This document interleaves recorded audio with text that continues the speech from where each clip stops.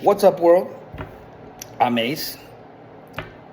So, it's pretty much every single day that AA just proves and proves and proves, right?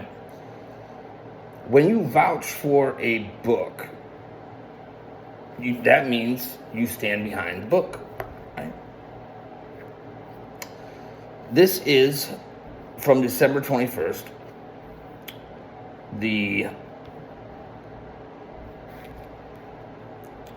Just for today, it says, don't give your advice before you are called upon.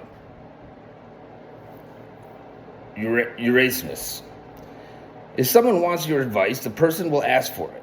That's the one reason why in 12-step programs, we don't go around trying to talk people into joining. But people will ask us for advice.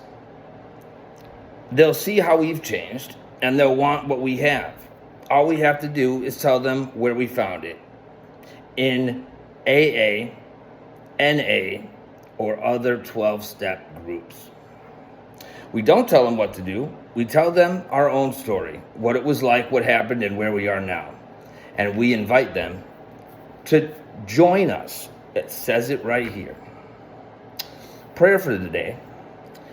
Higher power, help me carry the healing message of the program to those who ask for my advice. Action for the day. I'll make a decision to spend time with the next person who asks for my help. Okay. I'm about to give you a logical breakdown. It sounds nice, right? It sounds very comfortable, right? Let me tell you why at its core, this is what AA believes, and it's just as important, if not the whole cause and proof of what it's actually doing. What's wrong psychologically and in terms of recovery with that statement? This passage sounds humble and respectful, but contains several quietly harmful assumptions that show up again and again in 12-step culture. 1, it confuses not giving advice with influence. We don't tell them what to do, we tell them our own story. Psychologically, this is pseudo-non-directiveness, telling a person's story specifically designed to produce a desired conclusion. They'll want what we have is still influence, just indirect. This is called implicit persuasion. In therapy ethics, this would be flagged as suggestive influence without informed consent. You mean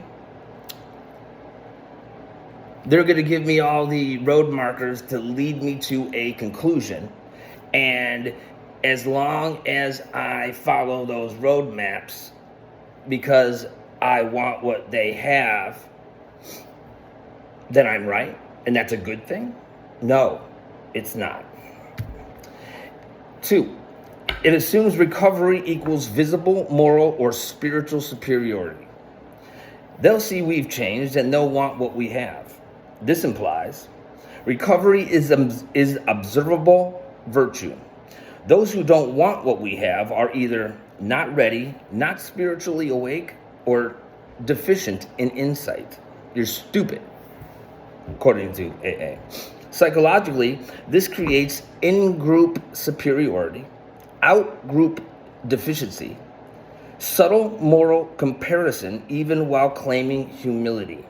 It's what they don't say that is the issue. They're saying the opposite of what is actually happening. Is exactly, in the best words possible, what AA does. Okay? They want you to stay. They want you to come. Because the more people, it's not about recovery. They want you to think that it's about recovery. It's not. It's about being comfortable and keeping yourself sick And in the mind, it's the diseased mindset. It's not a disease in the body. It's a diseased mindset to make you think that you need them. You don't need them. You don't need them. This is ego reinforcement disguised as service. It discourages healthy boundaries and consent clarity. Don't give your advice before you are called upon. On the surface, this sounds respectful, but psychologically, it trains people to suppress natural responses, over-monitor themselves, and wait for permission instead of engaging authentically. Look,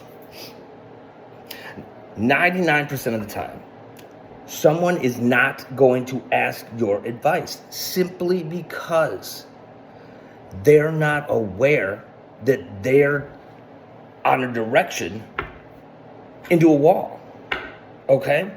It's my duty as first a conscious, aware human being, second an alcoholic or addict, but at first I am a conscious, aware human being. It is my duty that if I've been through this wall, I've hit this wall several times, and this person is exhibiting direct signs of about to hit this wall, it's my duty as a human being to say, hey man, you're about to hit this wall. I'm gonna give you some advice. The smart thing to do right now is turn the direction of where you're going, or you're gonna run into the wall like I did. That's gonna help more than coming up with a story or an experience that that person has not had an experience about because they haven't realized it and it's not true to them, right? Or come just not saying anything at all and watching them metaphorically kill themselves, okay? And physically. But they didn't ask for my help, so now I negate responsibility. Fuck that. You're a human fucking being. And if you're a person that actually cares about other people, like you're told to do, well, it's your fucking duty to see that's something that's going wrong. If I can have something and an effect to better the outcome, I'm going to fucking do it. And you should too. It'd be probably the better idea to help someone if you see that they need help. If somebody's fucking drowning in a fucking pool, do you throw them a life raft or throw them a lifesaver? Or do you just wait for them to ask for help? What a great analogy I just came with on the spot. If they're drowning in a fucking pool or a fucking body of water, and you see them drowning, gasping for air, going underneath the water, do you throw them a fucking life preserver, or do you jump the fuck in there and grab them and rescue their fucking ass? Because they don't know how to swim yet. But you do. But they didn't ask you to teach them how to swim. So it's not your fault that you watch them fucking die. Are you fucking serious, AA? Are you fucking serious?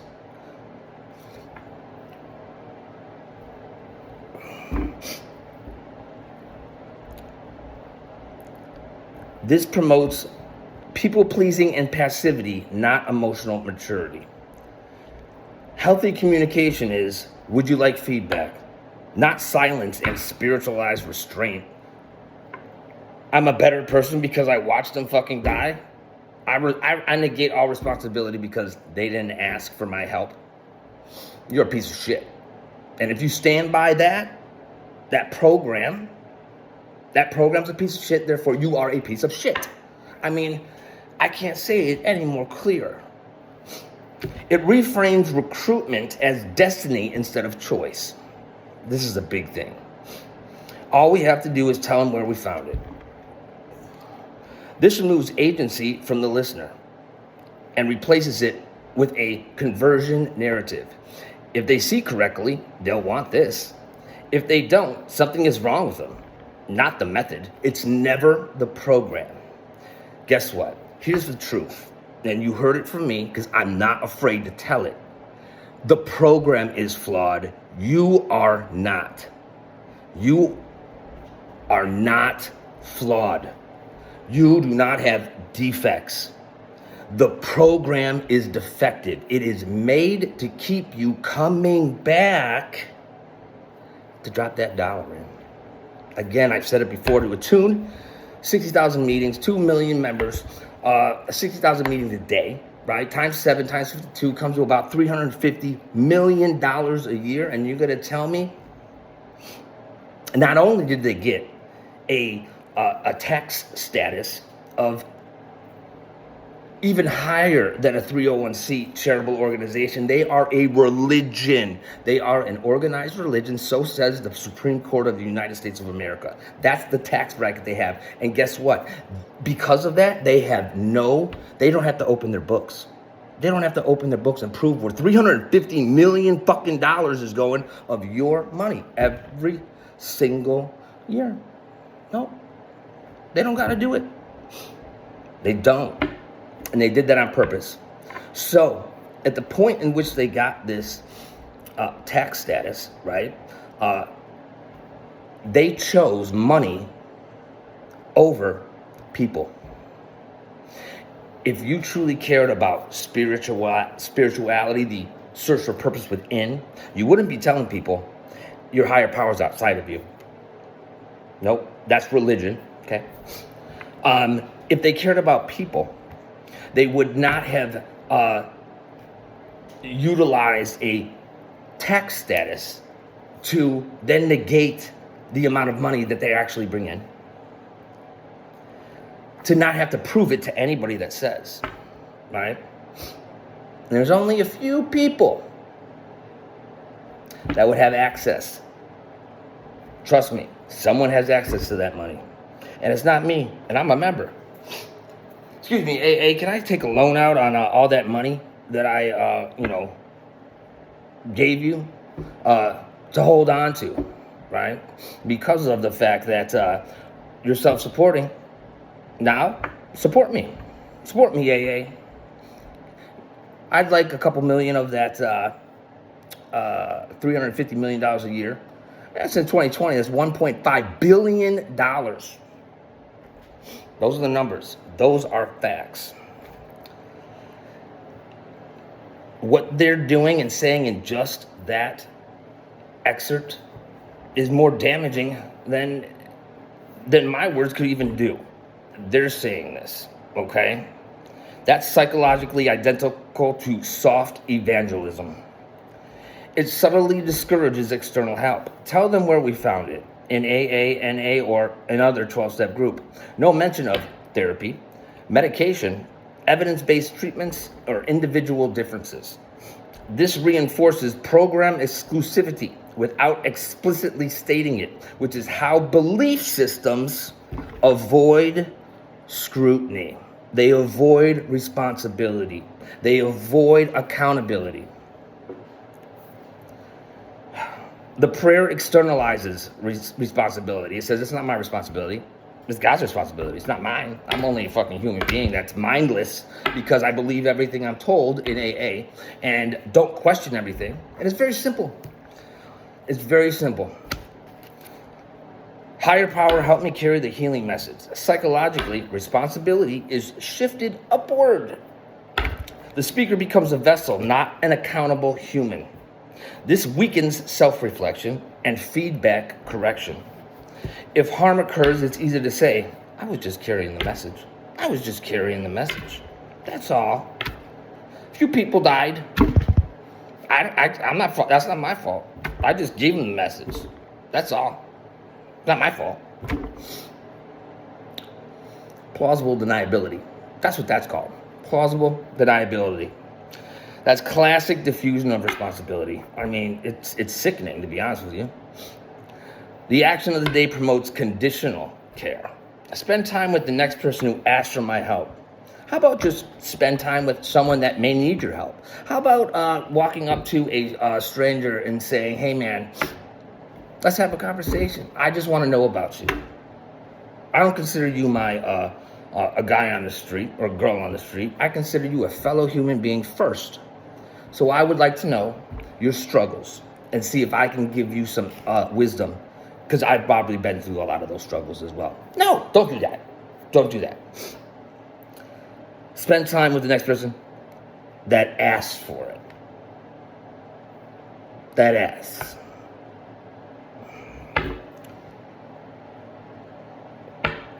This implies help is only for those who ask correctly. Distress without the right request doesn't qualify.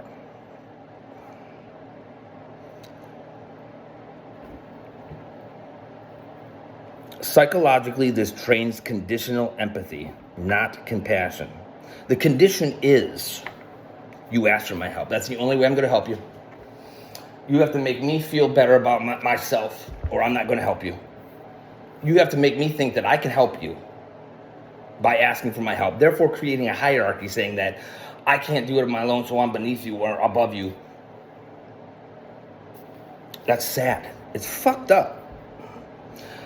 Bottom line, plain truth, this reading promotes indirect control while denying control, superiority while claiming humility, influence while denying advice, recruitment while denying recruitment. From a psychological lens, it's recovery theater, behavior that looks healthy, but quietly reinforces dependency, hierarchy, and belief protection. This is not malicious, but it is not emotionally neutral, ethically clean, or psychologically close to being even modern.